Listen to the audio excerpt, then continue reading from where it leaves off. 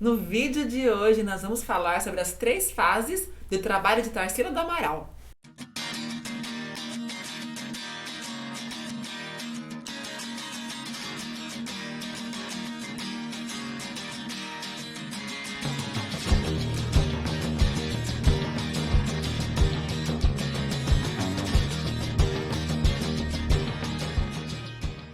Muito bem, nesse vídeo então vamos falar um pouquinho sobre as características das 3 fases do trabalho da Tarsila do Amaral. Lembrando que aqui no canal temos um vídeo sobre a vida dela, o lado pessoal, os amores, casamentos, a filha que ela teve, sua vida mesmo. E esse vídeo então falando mais, focando mais na área profissional. Então vamos lá. Tarsila do Amaral veio de uma família super abastada. O pai dela era cafeicultor, então teve uma infância super tranquila, muito estimulada nas artes, na cultura. Passou grande parte da sua infância nas terras do pai, na fazenda. E quando jovem teve os melhores professores aqui no Brasil e depois foi para a França estudar na Academia Julian.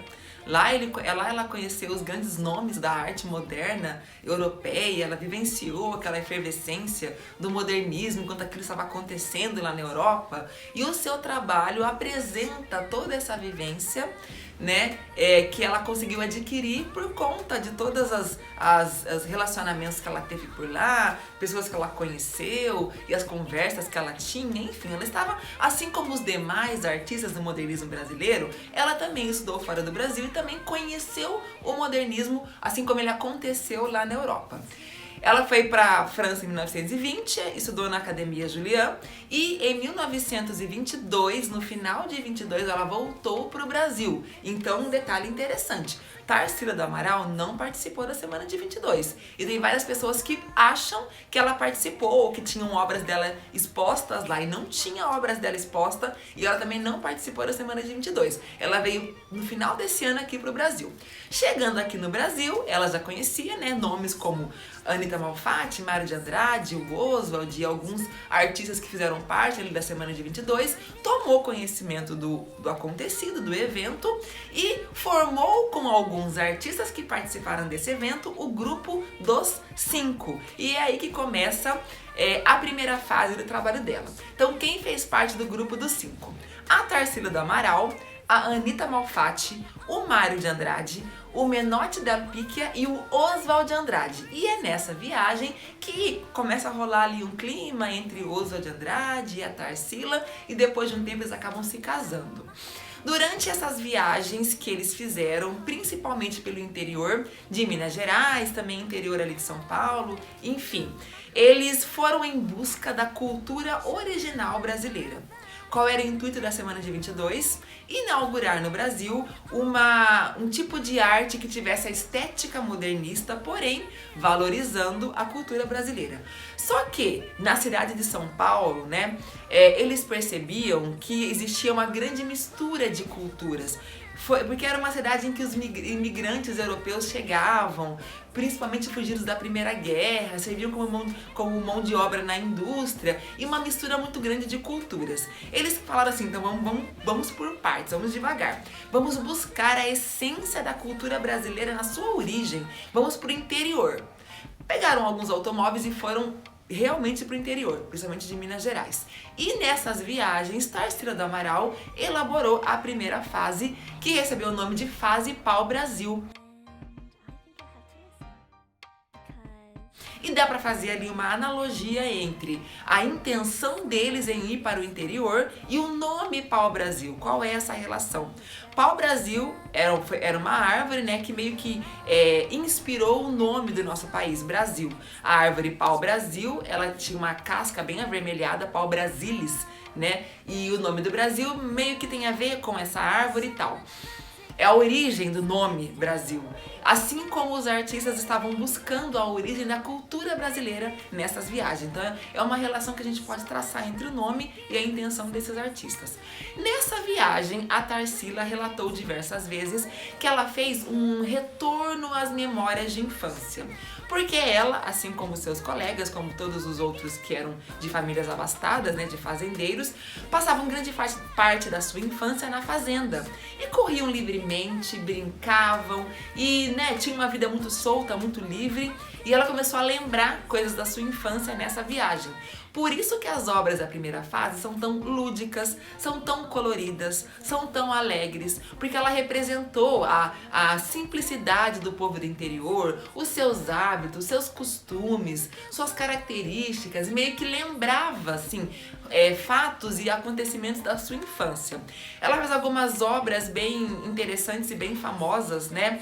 Como, por exemplo, A Negra, que ela representou a sua ama de leite, e várias outras. A Cuca, por exemplo, que ela ouvia a música da Cuca e imaginava como será que é essa Cuca. E ela começou a representar a imagem que ela começou a formar a partir da música, né, que ela ouvia. Vale uma atenção especial para a forma com que ela construía as figuras. Então, no trabalho dela, a gente pode perceber uma influência nítida do cubismo pela simplificação das formas, expressionismo e fauvismo pelo uso das cores bem vibrantes e contrastantes, mas também do surrealismo, porque ela misturava tanto o imaginário infantil como imagens reais que ela vivenciou ou que ela experimentou durante essas viagens. Esse trabalho é bem interessante porque realmente narra um pouco sobre a história dela. E tem obras bem interessantes que foram feitas nesse período. Foi também nessas viagens que a Tarsila disse o seguinte: encontrei as cores caipiras. As cores caipiras são azul e rosa. Por que essa afirmação? Porque ela disse que em todas as casas que eles entravam, de pessoas ricas, de pessoas humildes, eles sempre encontravam um altar. Diz que a religiosidade era uma coisa muito forte em todas as casas. E nesse altar sempre eles colocavam tecido de chita para enfeitar, flores de papel crepom, santinho feito de madeira ou de argila, e que as cores mais recorrentes eram o azul e o rosa. Então são duas cores que aparecem muito nos trabalhos da Tarsila da primeira fase, principalmente quando ela fala sobre a religiosidade brasileira. E para encerrar essa primeira fase, em 1925, ela ilustra o livro de poemas Pau Brasil, de Oswald de Andrade.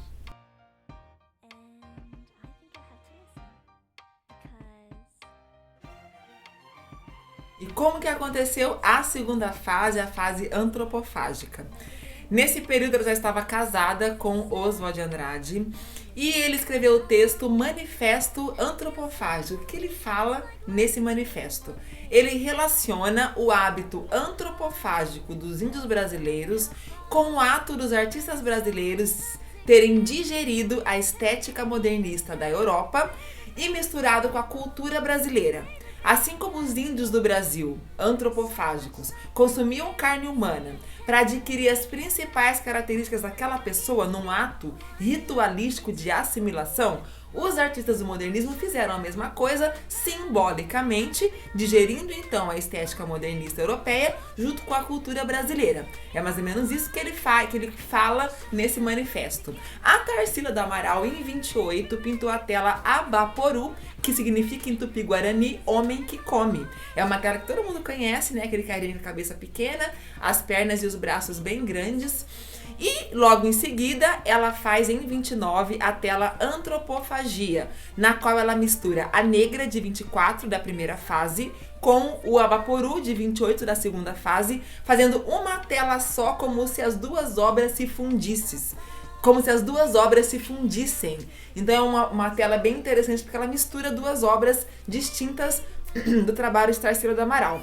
Nessa obra, Antropofagia, assim como nas demais, ela faz algumas referências da flora brasileira com algumas árvores típicas no fundo, sempre bem estilizadas. E aquele sol bem típico das telas da Tarsila, né, da primeira e da segunda fase, que é esse sol que parece uma laranja, um limão aberto, é bem interessante. Então essa segunda fase tem uma relação direta com o trabalho de Oswald de Andrade, porque ela faz a tela Abaporu e a tela Antropofagia, tudo ali relacionado ao manifesto feito por Oswald de Andrade. Em 1929 acontece um fato que muda a economia do mundo inteiro, né? O ano da Grande Recessão. Aconteceu o quê? A quebra da Bolsa de Valores de Nova York. E isso impactou diretamente a família da Tarsila do Amaral. O pai dela era cafeicultor e quase que do dia para a noite se viu pobre. Então quase que ela dormiu rica e acordou pobre, mais ou menos isso.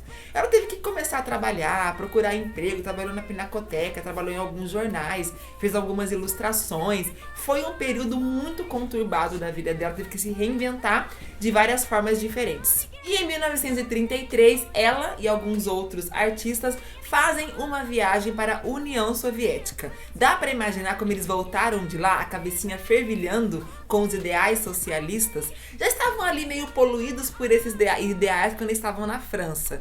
Indo então para a União Soviética, nossa, tudo aquilo se consolidou como nunca. Voltaram para o Brasil e começaram a representar o quê?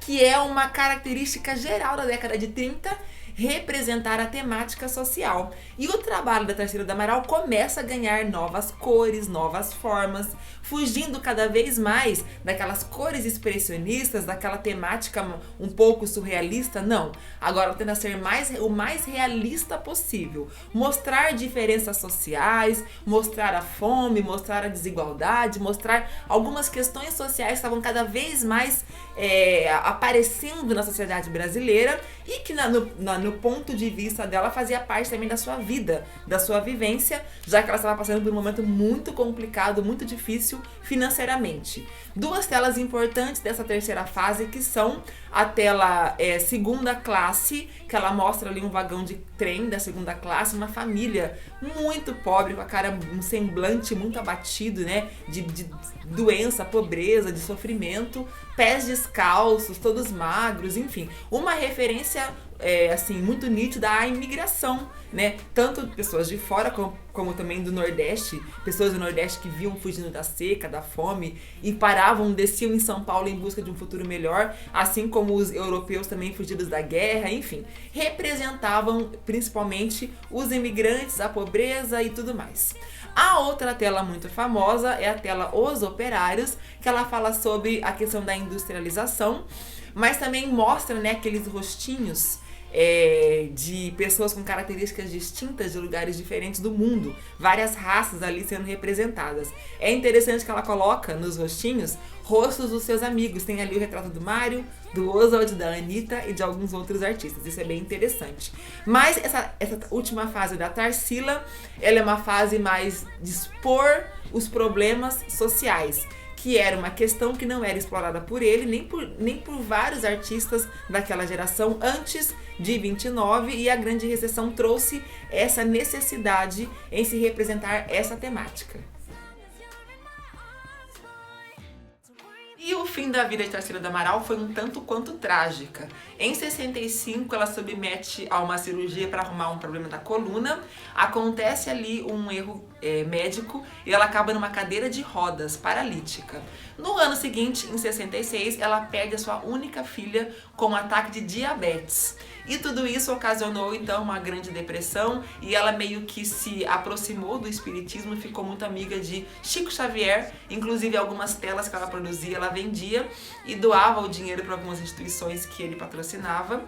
E a Tarsila do Amaral teve uma influência muito grande, teve um papel muito importante para a arte brasileira, principalmente na primeira fase e na segunda fase, desenvolvendo um trabalho que falava muito sobre o que o Brasil tem de melhor, e assim, com uma estética extremamente modernista, mostrando para o mundo inteiro que no Brasil nós também podemos encontrar artistas com uma produção muito de boa qualidade, assim como se fazia fora do Brasil também. Então ela é uma das principais artistas do modernismo brasileiro.